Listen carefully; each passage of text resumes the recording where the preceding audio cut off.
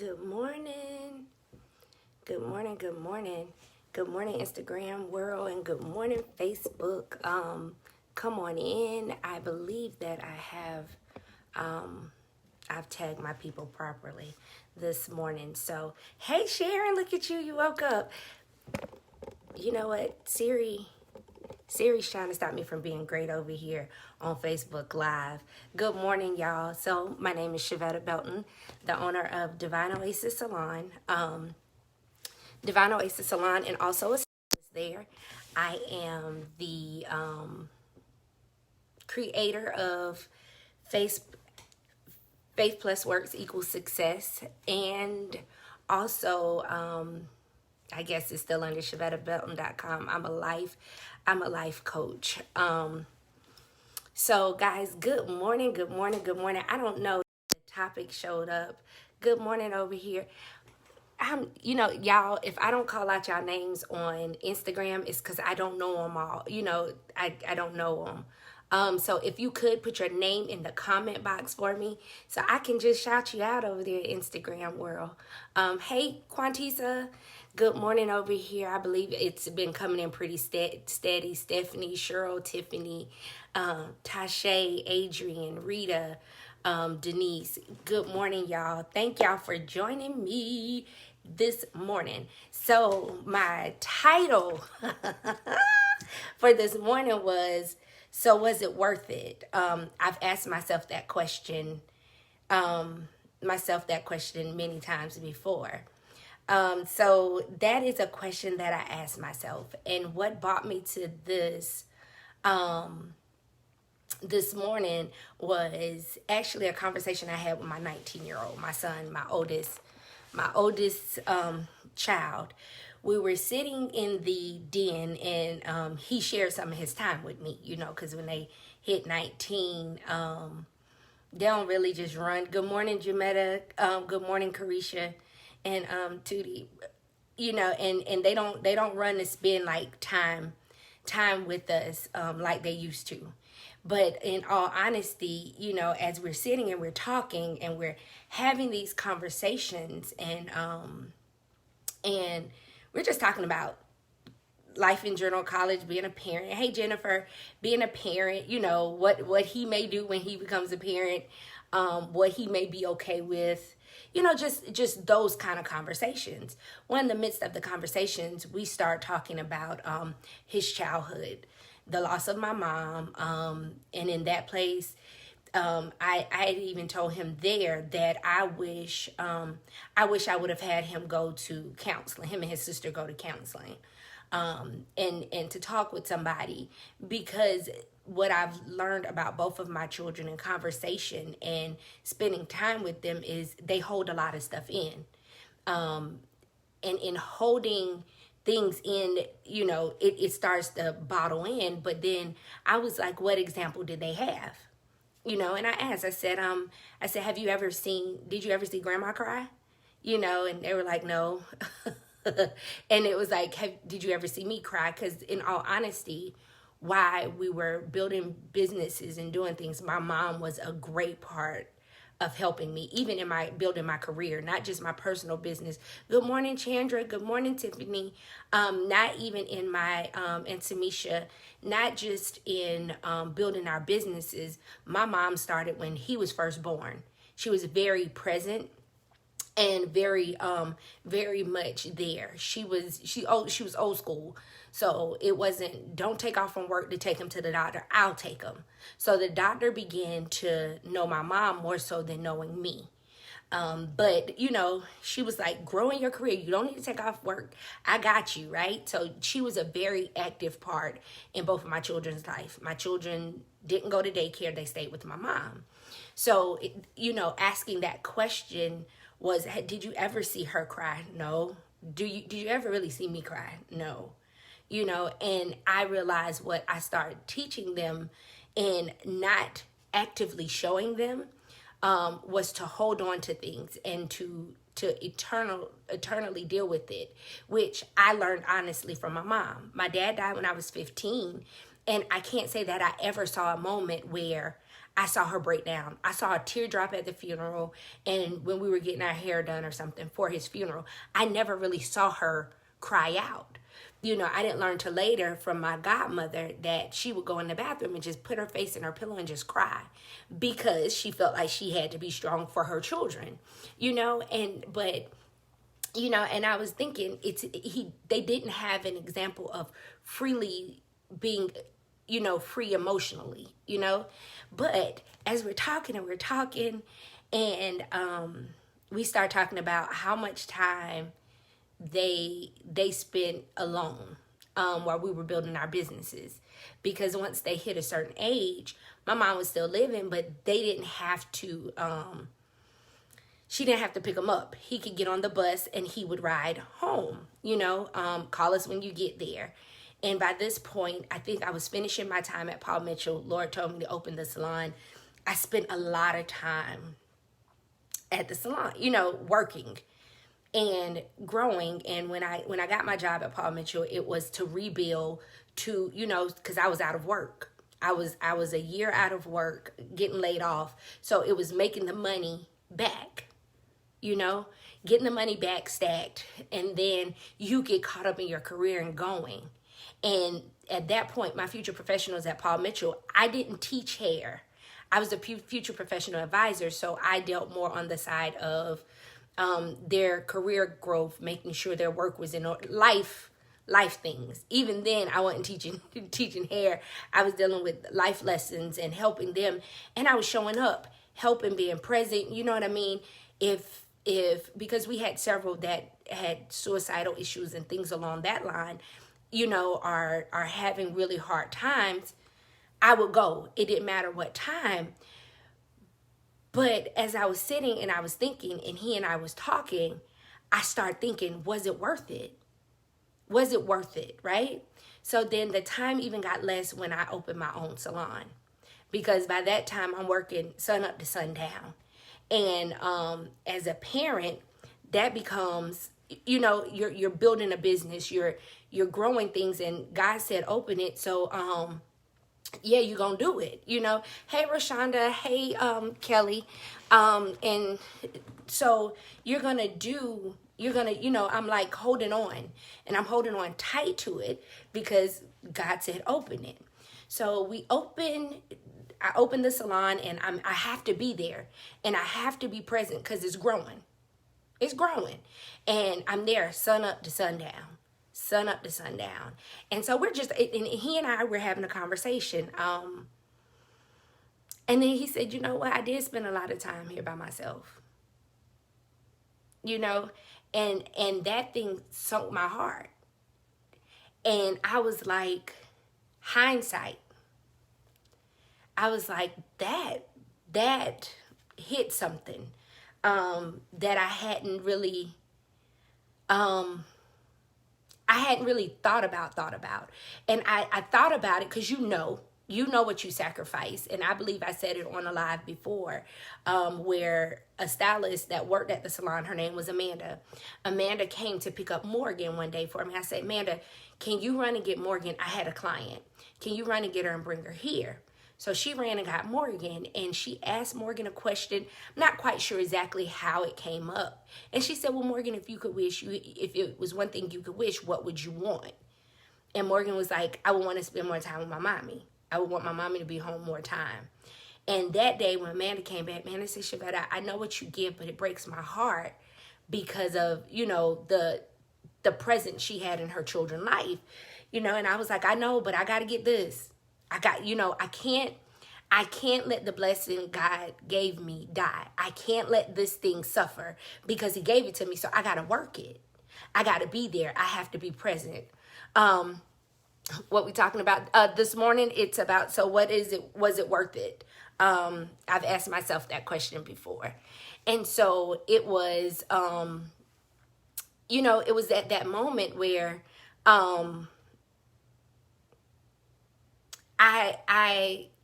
I was like, I still got to be present. I still got to be present because he blessed me with this. So I have to show up, you know, because he blesses us with stuff and we don't want to mishandle the blessing in which he's given us. And so in trying not to mishandle the blessing he's given us, we forget sometime about the other blessings that we've had. So, in that place, good morning, guys, in Instagram world. So in that place, it was a struggle, you know, and as I was thinking, and I said, you know, you're so busy trying to keep this blessing afloat that you forget about the blessing that he's giving you, the first blessing. Because it's not by chance, you know, it's not just you have this kid. These children are blessings. They said Facebook is glitching. Guys, is Facebook glitching? If y'all can let me know if it's a problem over on Facebook. Can y'all let me know if it's freezing on you? And so in that place, you really, right. And so we get so caught up in that. And I can remember as even being a boss, you know, because at that point, I had a commission salon. And so we would just be running, and, you know, you got to get it in. You get it in when you first start. And that was a lesson that I can remember teaching. That was a lesson that I learned. And that was, so in return, that was a lesson that I was teaching. We get it while we getting it. Let's get it. You know what I mean? You know, and then at that time, Anthony hadn't started his business yet. Anthony hadn't started his business yet. And so he was home at night. I was like, you know, Anthony gets off, he's at home. But I sit and I think about how much time, hold on, guys, let me see. I'm sorry, y'all. It's over there on Facebook world. So at that time, I was like, you know, perfect. He's there with them, you know. But then I didn't really realize how much I was missing. The basketball games, the being present, the family days at Anthony's job. Like Morgan has a picture hanging on the wall that came out of a reel, and it's just her and her daddy, right? Because I think Lil Amp was at that age where he didn't want to go, and it was just her and her daddy. But it was at a family day for his job. It's pictures where I'm not, or memories that I don't have, because I chose to be at the salon. And it wasn't because I chose the salon, well, in a sense, you know, not intentionally. I think at that very moment, I felt like I didn't have an option, you know. And then I think back about how many people that came in under me that I taught them the working hard, keep pushing, keep going, y'all. We got to get it while we can get it. We new in the game, so we gotta work this. You know what I mean? Speaking faith, but operating out of scarcity. Are thinking, you know, we're gonna miss something if we're not there. Guys, am I back on Facebook? If you could just give me hearts and let me know that I'm back over here. So, you know, it was, and then I sat there, and to hear him say, yeah, because when I would get off the bus, if it wasn't me and Jordan, I was here by myself. Because Morgan was at, yes, it was. Morgan was at a school where she could stay in the after school program. And him and Jordan would come home. He said, if it wasn't me and Jordan, I was here, you know. And I took that opportunity because as his mother, I owed him an apology. You know, he understood. He always told us, I understand why y'all aren't here. I understand why y'all not present. It's not like I ain't like you out here at the club. It ain't like you just out here hanging out. He said, you're building a business. You know, you're building, you're showing us. So in return, but I had to apologize. I had to apologize because at that point, if I really operated in faith and not scarcity, I could have made some different decisions. If I wouldn't have taken the lessons that man taught me, not saying that man taught lessons aren't good, but also you have to have wisdom and you have to know, you know, when is it good? You know what I mean? And then I think about the young mothers or older mothers with younger kids that came in under me, and I was just like, hustle through, push through, let's get it. Then baby's gonna be okay. Even the ones that spent a lot of time at the salon with us. You know what I mean? And so I was just like, man, we've missed out on a lot. And then we wonder why.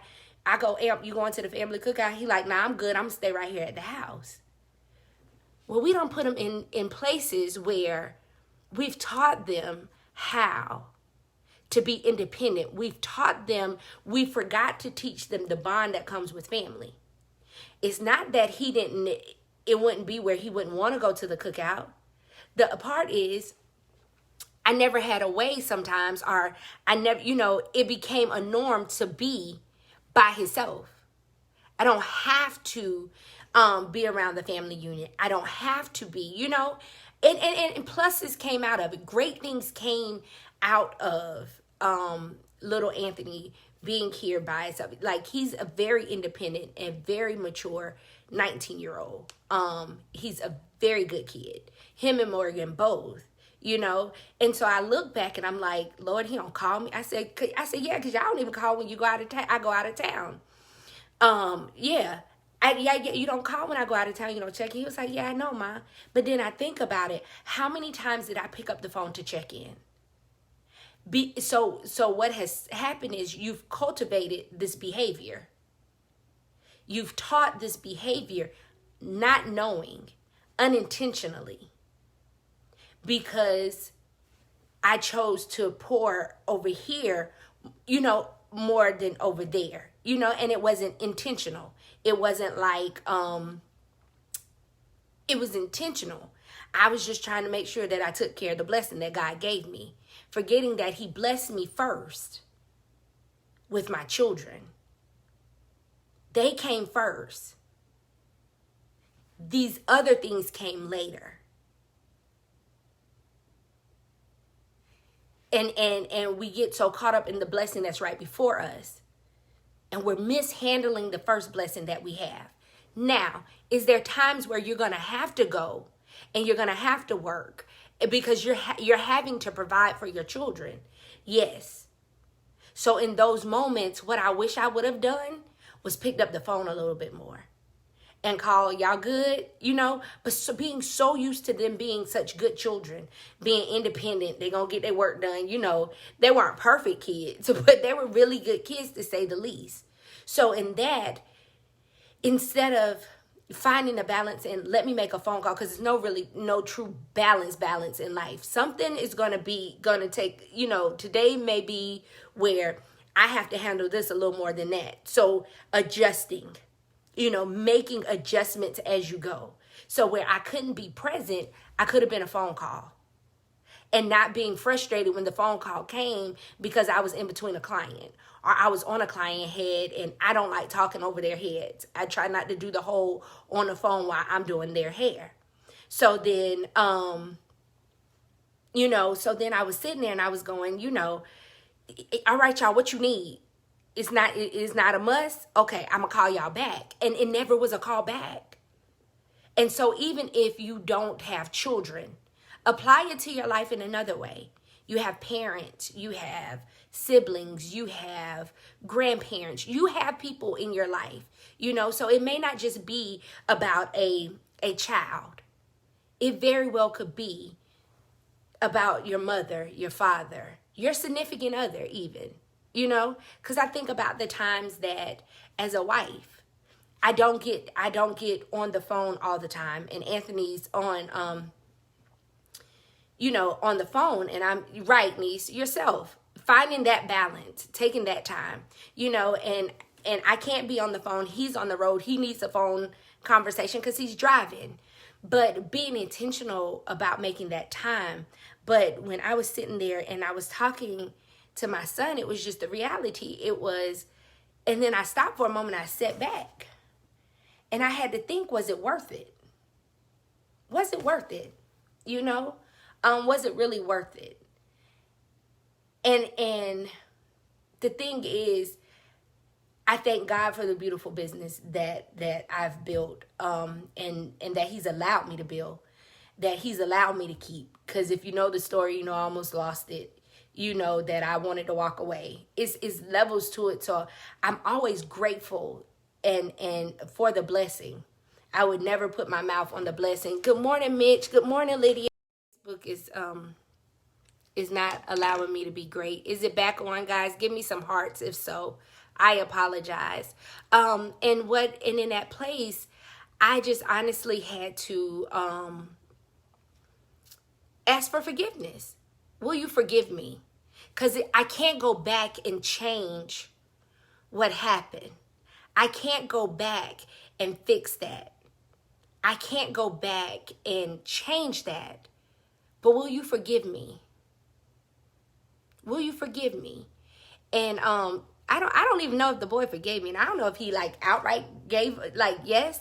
But the fact that God allowed me the opportunity and I didn't allow pride to get in the way to ask my son to forgive me in that place, you know. I said, and then I explained to him why I had started asking the questions that I was asking him during the process of healing that I went through. You know, is there anything I can do to be a better mother? You know, because that's part of what I did through the process of healing, realizing where I didn't show up where I needed to show up. I wasn't present where I needed to be present, you know. And so in that, good morning, Yolanda, I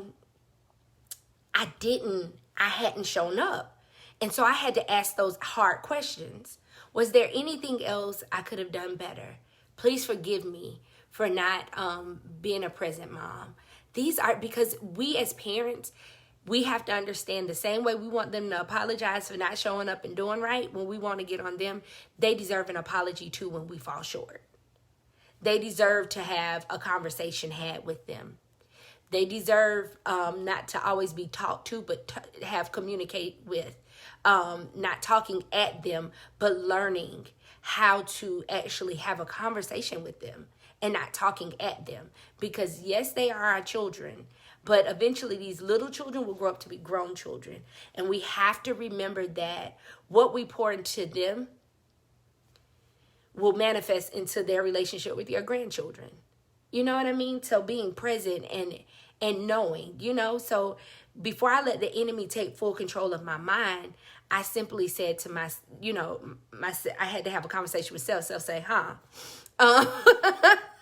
you know, it was just at that point I had to go, God, please forgive me for not showing up for the blessing you gave me. But I won't turn around and beat myself up over this. I've apologized for it and I've let him know I'm present, you know? And he always reminded me that he understood why we weren't here. And you know, but it has some great payoffs. I wouldn't lie to you at all. The boy had a work ethic from the time he got his first job up until even now. The independence that he has, wanting to have his own job and provide for himself and do for himself and have his own money and not, you know, and it was because he watched us. You know, he was like, I want to be able to do what you and dad do, you know, but at the end of the day, I'm like, but I want you to be, you know, I do want you to be a child. I want you to enjoy things. But I remember, hey, good morning, Mama D. I also want you to enjoy life. And he was like, nah, I want to enjoy this money, you know, and the saving. And he doesn't ask for a whole lot. He's not a spoiled, rotten child. He's not a spoiled, rotten child at all whatsoever. But I just think about those nights where these women were my assistants and at the salon, and we're in there grinding, and I'm thinking I'm giving the best wisdom possible. You know what I'm saying? And at that point, that's what I thought. You know what I mean? Y'all, come on, we got to hustle. We got to grind this out. And we getting home to our children at 11 o'clock at night, and sometimes they're asleep. Sometimes you don't see them. No, you cut it out, Denise. You know, sometimes you don't see them. And the next morning you up so early that you don't even get to kiss and tell them, you know, you kiss them and walking out the door. So they don't see you till Saturday afternoon if it's a Friday evening. You understand what I'm saying? So it's even waking up to be present for them. And these are behaviors and habits that, have gone and we've put in place. But I offer to you, especially while we're in a pandemic and everything has pretty much stopped for right now, get things situated. Even if you can't be there, because I know that some of us have to do what we have to do because this is what life is right now. But find that place and find that balance in where even if I can't be there, I'm calling more. Even if I can't be present, I'm going to make sure I check in more. Because I'm going to tell you, as a parent, when I leave to go out of town for business and those jokers don't call me or check in on me to see if I made it, I'm like, oh, that hurt. But then you have to remember, it's learned. It's learned. It's learned. So in that, oh yeah, most definitely you do. And that's what I'm saying. Even in having to be at the salon the hours that I may have, I would literally I needed to call because there's other ways to be present. That's what I'm saying. We have to do the things we have to do. It's some of us that we are the main source of the provision for our children. We are mom and dad. We are full-time moms. So you do. What I'm offering is we have to pick up the phone more. We have to check in. When they do call, maybe we shouldn't say, hey, I'm on Miss such and such and I'll call you back, because we all know we may forget to call back. It's simply, hey, how you're okay? Yeah, how was school? Great. Miss such and such in my seat. Hey, my daughter had an amazing day at school today. I just need to check in real quick. Because at the end of the day, they're no more important than our children. They're no more important than our spouses. And y'all, I'm gonna be honest, they're no more important than your mama and your daddy. Because at the end of the hey, Amanda, I just finished talking about you. At the end of the day, I know what it feels like not to have your mom or your dad. I know what it feels like not to be able to make that phone call to your mother to tell her about your day. And that's not something you want to miss out on. So even in that, being there, you have to be there. And I know it because I have mothers I know for a fact that's hustling and bustling and making it happen for their children. What I'm saying is, even when you're making it happen because you have no choice, pick up the phone. If you're a hairstylist and they call, hey, like I said, Miss such and such, listen, oh, Morgan had a fabulous day. What else, Suge? Yeah, you can do that. Mama's going to call you. I hope to call you, because another thing my husband used to get on me for all the time, still do. Are you going to call me right back or much later? Because I hit you with that. I'm going to call you back in a minute. And a minute mean, when I'm on my way home. No, hey, sweetie, if I don't get to you before I leave, I'll see you as soon as I get home. I'll call you on my way home. It's effective communication. We expect people to effectively communicate with us. And the honest part is we forget to effectively communicate with our children. And so we start raising up people who don't know how to effectively communicate. And then we're mad because they don't know how to talk to us. But are we really taking the time to teach them how to communicate, how to be present, how to break things down? Right. So we have to start teaching them these things. These things have to come into play. And it's okay. It's okay. Because the thing is, I was just like, God, thank you for giving me the time back. Thank you for allowing me the opportunities that I have now with them. I can't go back and recreate the small memories, the small things. But now I have the opportunity to create things. It was so funny because he was the one that came downstairs. And he came downstairs like first in the beginning of this pandemic. And he said, ooh. He said, I ain't never had this before. Now, y'all, I'm at the stove cooking. Right? I'm at the stove cooking. And we all know, I was like, you ain't never had what? He was like, I ain't never had this before. What, me cooking? And the attitude came, me cooking? And he was like, I ain't never had this my whole life. He was so excited. And I said, I was like, I was offended. But he said, nah, ma, I ain't never had breakfast, lunch, and dinner at home. And all home cook, I ain't never had that before. And you know what? I had to humble thyself and say, you right, son. You hadn't. You hadn't. Because in all honesty, it was never never a time where I made it a priority to do so. But the fact that God gave us this time to be locked in with them and give them that, these are memories that's being built. Even though he's the same kid that sleep all during the daytime and then he wake up at night and play his game all night. He work a third shift. He does. But to have him in the house, to hear his laughs, to have him come down and eat at a table with us, is amazing.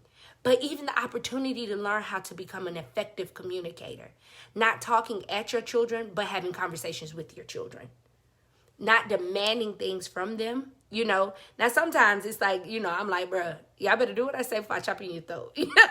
It just is what it is. But just learning how to communicate, I feel like it has built a bond between us, that's becoming stronger, where they don't mind talking, where they don't mind, where they know that if I say, Mama, you ask too many questions, they're not gonna get their neck chopped off. That if they say, I don't know, I don't think I'm cooking today, niece. No, I am. I'm doing Parmesan crusted chicken. And so it's a matter of knowing that if they have a opinion, if they have a thought, if they have something going on, they're able to communicate that, because they already are muzzled in so many other places in life. You don't want them to be muzzled at home. You don't want their safe place to be the place where they can't communicate. You don't want their safe place to be where they struggle to communicate. You want them to be able to have the safe place.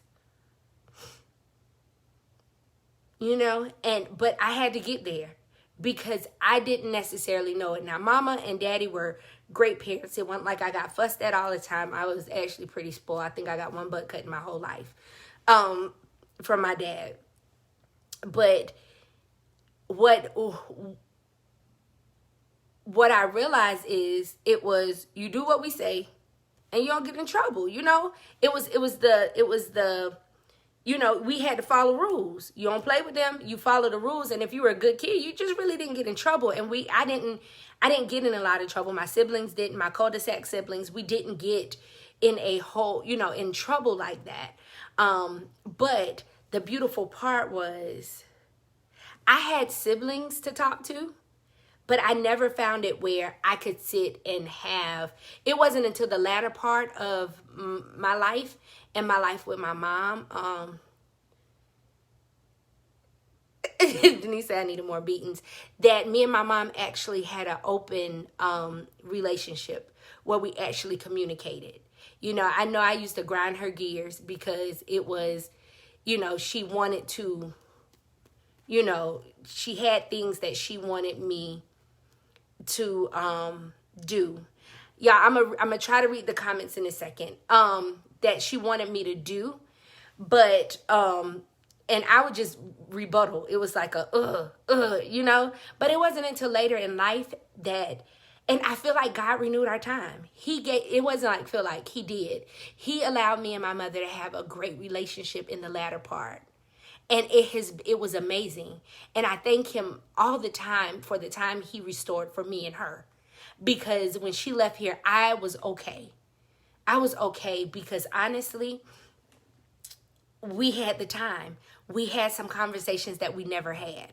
We had the opportunity to say some things that we never had the chance to say. And that was the beautiful part of it. That God allowed that time for us. And I grew from those. But my journey through the healing process and just being honest with self was, and it was a moment. I don't know if I shared the moment when I went and I I was spoken to, I was given a word. And when the word came, and I even told my son about it the other night, I said, when the prophet said to me that your kids love you, but they're scared of you, that thing pierced my heart, because I never wanted my children to just be scared of me. I don't want you, respect and scared are two different things. And if they're sitting in fear of, she gonna pop off, she gonna yell, she gonna da-da-da-da-da, that's not good. And so I had to go through the process of dealing with that and facing that. And why was I showing up like that?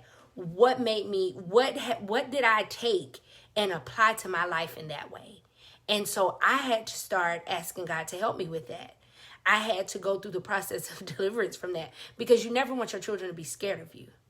They respect you, but never fear you like that. Good morning, love.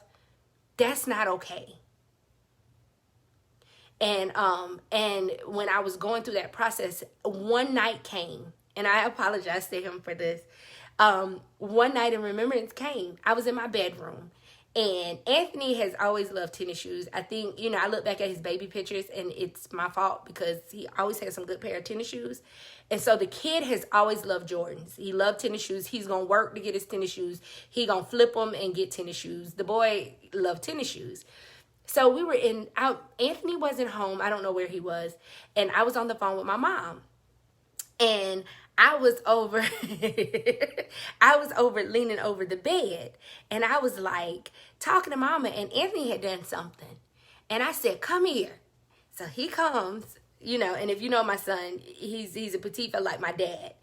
And I'm on the phone, and he was like, it's not like you got me really like I got the newest shoes. Y'all, when he said that, something rose up through me, and I said, come here, come here. And I was loud, because at that very moment, he had no clue that I hadn't bought myself a new pair of shoes in over a year, but he had the newest shoes, and he talking about, well, they ain't really that new. They really, and I'm like, my mom was on speakerphone. She said, Anthony, go to your room.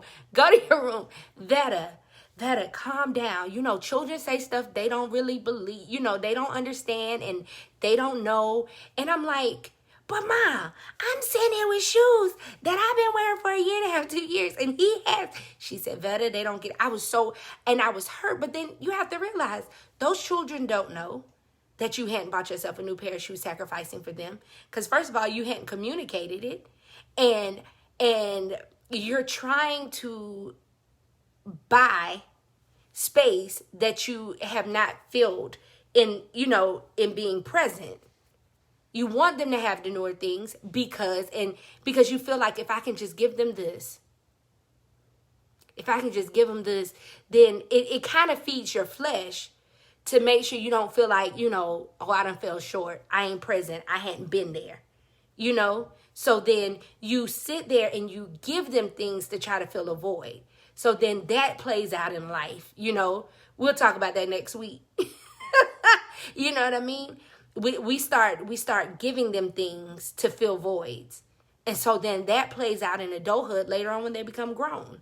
They start filling voids with things that they physically can buy, when it's something, emotional things. But guys, I'm going to try to go back to some of the comments real quick, because some of them were very lengthy, and I don't want to miss out on any of them. Great lesson to learn before you start your family as well. Badu says, work life can be so consuming when you don't have anyone to answer to. That's right. But at the end of the day, what I offer to you, Badu, is that you start learning to take time for yourself. Because before anything else, you are so important. You are so important. God and yourself. Pour into yourself. Take the time for you. Steal away moments for yourself. Because when you do have a family, your obligation, God, family. Take the time with your mom. Take the time with your dad. But take the time with you first. Because a whole you is the person that can love on your mom and dad properly. Taking time to love you first is so important, so that you can give to them. Kel said, what she said, you have to make them feel just as important and worthy of your time, and not just give them the crumbs of what's left to you. Amen on that, you know? And that's the truth, because they deserve the whole piece of bread. They deserve every part of it. You don't want them to feel like they're just getting the leftovers, that they fall beneath your clients. Because I'm going to be honest, some days, this is as a hairstylist, some days we've been places where you get hurt. I got hurt, and half of my people didn't come back. And a lot of them were the ones that I would miss functions for just to show up for them. I would miss things just to show up for them. And in return, the people who are present and the people who are there for you are left eating the scraps. And then when everything goes wrong, or, you know, you get hurt or you're not able to come, they're the first ones to find somebody else to fill your spot. You know? And that's a rough feeling in itself. Let's see, no. What have I done? Live. Sorry, Instagram world. Does Instagram, do y'all have any comments over here? I'm trying, guys. My story is just the opposite. I sacrificed my jobs and continuing education to be present in my child's life. I was that mom. Now that she's older, I'm picking up with a career, not a job, completing my degree, and at my age. You see what I'm saying? Like, but that's beautiful.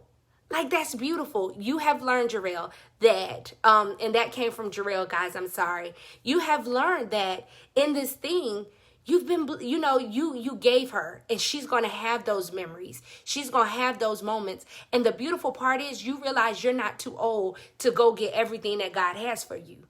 You're not sitting in a place where you feel like you can't do it. You go and you get this career. You complete your degree and you be everything that he's called you to be. And he's giving you the time, and you're not even old. You still have energy left in you to keep going. And I want to hear more about it. I don't want you to stop. I want you to continue to be who he's called you to be, because you got it, you know, and these are moments that she won't ever forget them. She's going to remember every one of those moments. So he's giving you something that's been great, and you don't feel like you lost a thing. You've picked yourself up and you're going to be educated, and that is beautiful. You are finishing what he has given you to do. Twanda says, we have to also be true to ourselves that sometimes their communication will be silenced because their whole self is listening to you, and listening to you and conviction of the truth you are sharing is too much. Adult children. You're right. And sometimes they fight so hard because they want to be grown. Even though their actions aren't showing to be grown actions, they want to be grown. And so conviction sets in. And sometimes they just don't feel like they have a voice. I don't feel like they can. And so in that, know that the seeds that you've planted and the things that you've planted in their life, it has taken root. It may not flourish until they're 30. It might not flourish until they're 25. But know that you planted a good seed in them. Let's see. Do I have any more? Nee says, shucks, I fear my mom and daddy.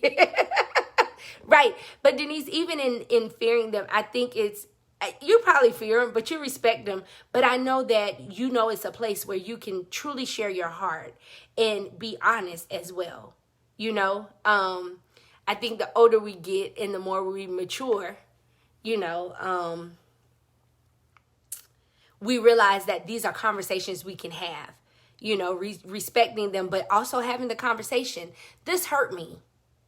This didn't feel so good. And that day, this is what this felt like. You know, no, Tiffany, our children, a lot of times, they don't have filters. Let's see. So, guys, I'm trying to, Sharon started getting off of decent time now for when I have my, right, Sharon. Start planning ahead of time. So then those things are set forth. You know, just like with you even getting off early. You know, I think it was you one day that you were like, yeah, I don't work Saturdays. And I was like, that's dope. Like really being able to legitimately not work a Saturday. That's beautiful. But I would say get off early. Start putting yourself first so that you can be a present and whole you for your family. but even before the family comes, for you. We forget to love on us, and that's so important. Excuse me, y'all. Twanda says, our parents worked long hours. Daddy taught me to communicate honestly, and Mama taught me to hold back. I never really felt like I could honestly communicate. And me and Twanda came out of the same house, but at 2 different times. But it wasn't a bad thing. Hey, Miss Brenda. It wasn't a bad thing. But yeah, Twanda did. Twanda, I could remember a time where Twanda would just effectively communicate with our dad with no problem. But yeah, Mama did teach us how to hush us. Listen, let me see. Up north, we call them sneakerheads. Yes, my husband fostered that in my son.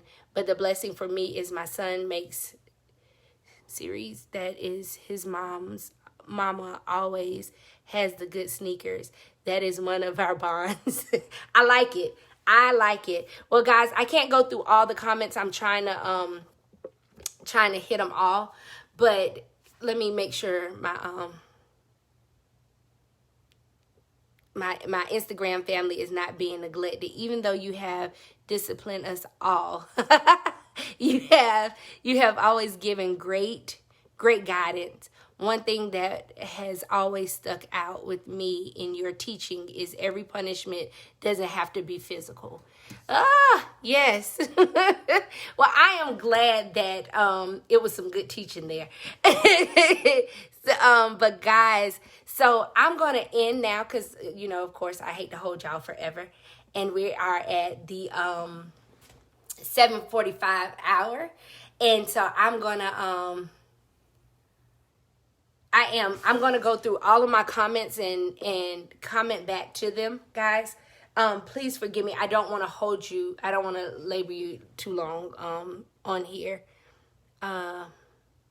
But guys, I love y'all all. Once again, I'm Shavetta Belton, the founder of Faith Plus Works Equals Success. And guys, don't forget, now I don't have any more camo t-shirts.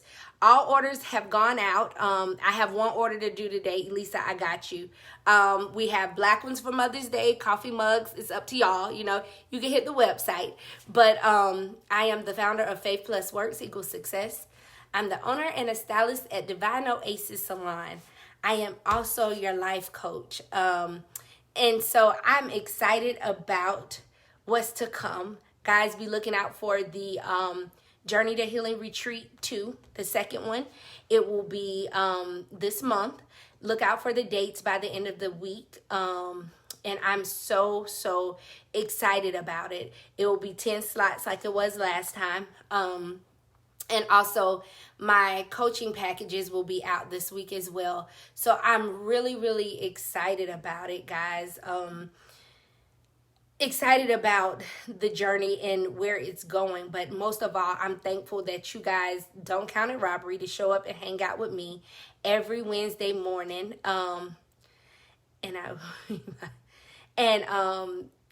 That y'all don't count it robbery to hang with me every Wednesday morning. I will be here next Wednesday at 7 a.m. I love you all with my whole heart, and guess what? It's nothing you can do about it. Listen, parents, let's get to communicating. Let's love on our babies. Let's be present for them. Let's show them what it is to be an effective communicator.